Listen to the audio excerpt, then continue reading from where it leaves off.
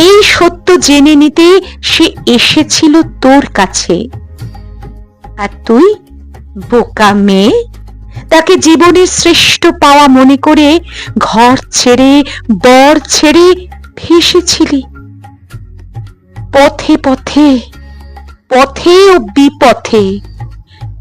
তোকে ফেলে সে গিয়েছে মোহন বাঁশিটি নিয়ে নতুন নগরে।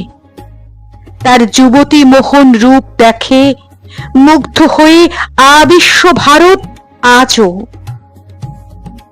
বলো বরুচণ্ডী দাস, বলো বিদ্যাপতি, বলো জ্ঞান দাস, শ্রীদাম সুদাম সখা, বলরাম দাস, কেউ কিছু জানো নাকি তার কথা, তার কথা, রাধিকার কথা?